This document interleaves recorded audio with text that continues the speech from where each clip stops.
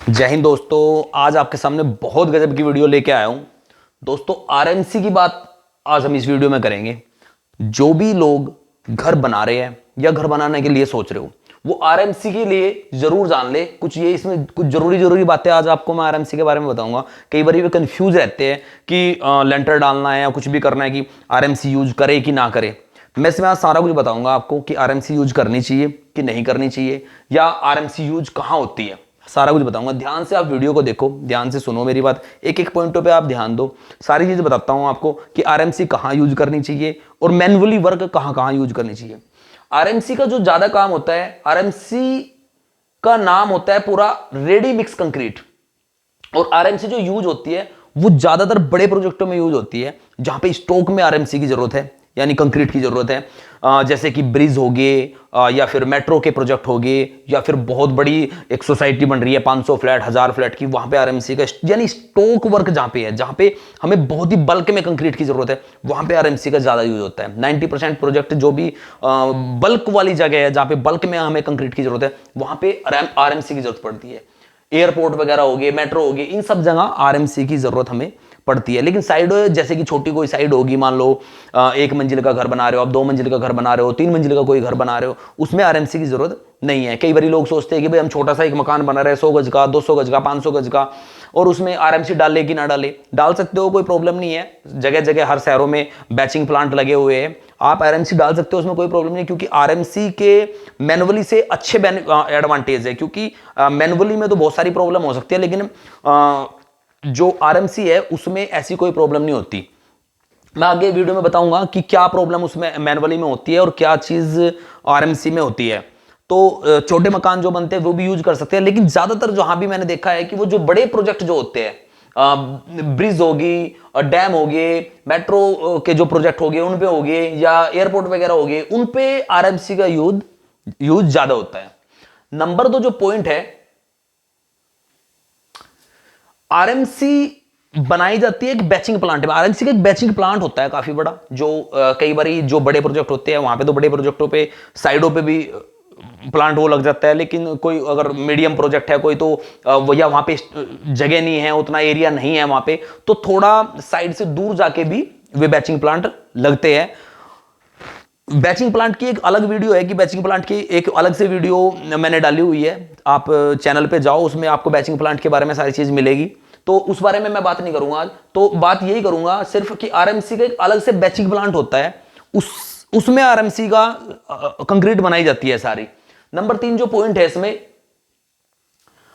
RMC और manually यानी जो साइड मिक्स एसएमसी जिसको बोलते हैं, साइड मिक्स कंक्रीट, इन दोनों में फर्क क्या है कि भाई क्यों हमें आरएमसी यूज करनी चाहिए और क्यों हमें मैनुअली कम यूज करनी चाहिए।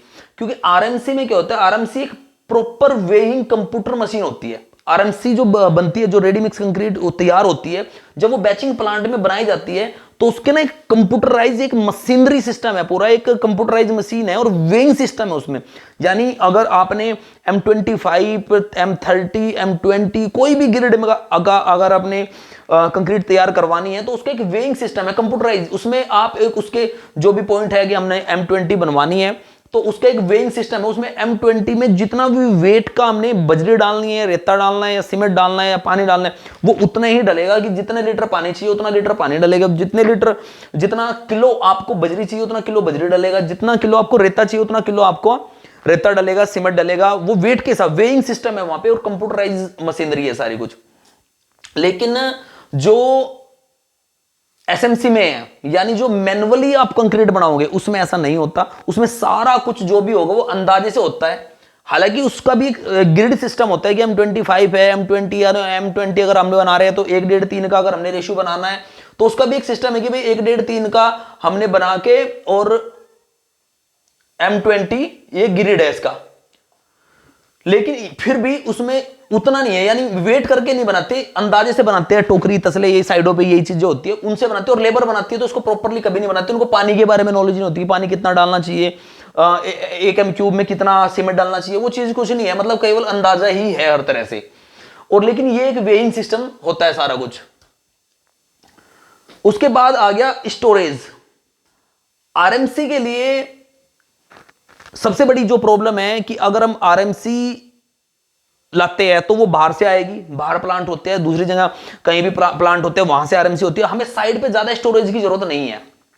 अगर हमारी कोई साइड इस तरह की है वहां पे स्टोरेज कम है या एरिया कम है, जगह कम है, तो कोई ऐसी खास प्रॉब्लम नहीं आती, क्योंकि आरएमसी की गाड़ी बाहर से सीधी आती है लोड होके। उसमें पता होता है कि आपका 8 एम क्यूब है, 7 एम क्यूब है, 10 एम क्यूब है, जितना भी है उसमें पता होता है कि भाई इतनी एम क्यूब की ये गाड़ी आई है। लेकिन जो मैनुअली है उसमें आपको स्टोरेज की ज्यादा जरूरत पड़ती है। वहां पे बजरी डालो, रेता डालो, सीमेंट स्टोरेज स्टोर करो, मशीनरी सिस्टम हो गया, बहुत सारी चीजें, यानी साइड पे आपको स्टोरेज की ज्यादा की जरूरत पड़ती है अगर आप मैनुअली कोई भी काम करते हो। हालांकि कुछ काम ऐसे है इसमें जो काम आप मैनुअली ही कर सकते हो, जैसे कि पिलर वगैरह होते हैं, छोटे साइडों पे पिलर होगी, प्लिंथ बीम होगी, बहुत सारे छोटे छोटे ऐसे काम होते हैं जो कि आरएमसी से नहीं होते। लेंटर वगैरह तो चलो बाहर से आरएमसी से भी हो जाते हैं, लेंटर तो बड़ा डलता है, लेकिन जो बहुत सारे छोटे काम है वो मैनुअली ही होते हैं, और वो उसके लिए बजरी रेता सब स्टोर साइड पे करना पड़ता है। लेकिन अगर आपने ज्यादा काम करना है, कोई भी स्टोरेज उसके लिए उसमें ज्यादा दिक्कत नहीं है, और स्टोरेज अगर आपके पास में कम है और साइड में प्रोजेक्ट थोड़ा सा ठीक ठाक है, तो आपको स्टोरेज की इतनी कोई प्रॉब्लम नहीं है। आरएमसी के प्लांट बाहर लग जाते हैं, बैचिंग प्लांट इनके, और वहां से गाड़ियां लोड होके आ जाती है। नंबर 5 एक पॉइंट है, इसमें कई बार लोग पूछते हैं कि भाई हमें मैनुअली कम पैसों में पड़ता है या फिर आरएमसी ज्यादा महंगी पड़ती है।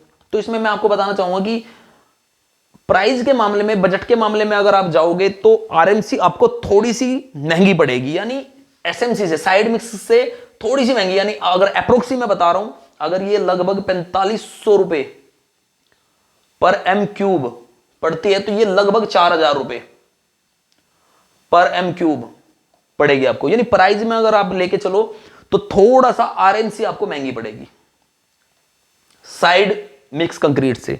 अगर आप साइड पे मैनुअली अगर आप बनाते हो तो वो थोड़ा सा आपको फर्क है, वो आपका बजट उसमें थोड़ा सा कम आएगा और आरएमसी में थोड़ा सा आपका महंगा आएगा।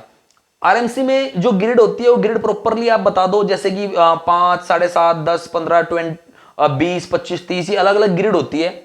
20 mm हो गया, 25 mm हो गया, 30 mm हो गया। तो इसमें प्रॉपरली पता होता है कि भाई ये, क्योंकि वहां पे वेइंग सिस्टम है, सब चीज सिस्टम है, तो वहां तो प्रॉपर आप एक बार बोल दो कि भाई हम 25 ग्रिड चाहिए, हमें M20 ग्रिड चाहिए, हम 30 ग्रिड चाहिए, तो एक प्रॉपरली पता है कि हमें हम 30 ग्रिड चाहिए, तो एक प्रॉपरली वही आपको चीज बन के आएगी। M30 बोल दिया तो M30 के हिसाब से उसमें सीमेंट जाना है, रेत जाना है, बजरी जानी है, प्रॉपरली आएगा सब कुछ, और वही चीज आपके पास बन के आएगी। लेकिन यहां पे तो आपने रेशियो बनाना है, 1.5-3 का हो गया, M20 अगर हम करते हैं तो 1.5-3 डाल दिया आपने, या M25 हो गया तो 1-1-2 हो गया, 1-1-2 हो गया। तो मतलब एक अंदाजा ही है यहाँ पे, 1-1-2 का हमने एक पॉइंट पकड़ लिया, 1.5-3 का एक पॉइंट पकड़ लिया, और उस हिसाब से हमने अंदाजा करके उसमें रेता, बजरी और सीमेंट और पानी हमने मिला दिया। लेकिन प्रॉपर नहीं मैं कह सकता बिल्कुल भी, जो प्रॉपर होगा वो आरएमसी ही होगी। आरएमसी में एक सबसे बढ़िया बात यह है कि 7 नंबर पॉइंट है हाईली ट्रैफिक। यानी अगर आपका कोई साइड रोड के आसपास है या फिर एक ऐसी जगह है जहां पे हाईली ट्रैफिक मींस कोई पब्लिक पैलेस या कोई इस तरह की कुछ चीजें है कि जहां पे आपको बहुत कम जगह है साइड के आसपास में, या ट्रैफिक है, रोड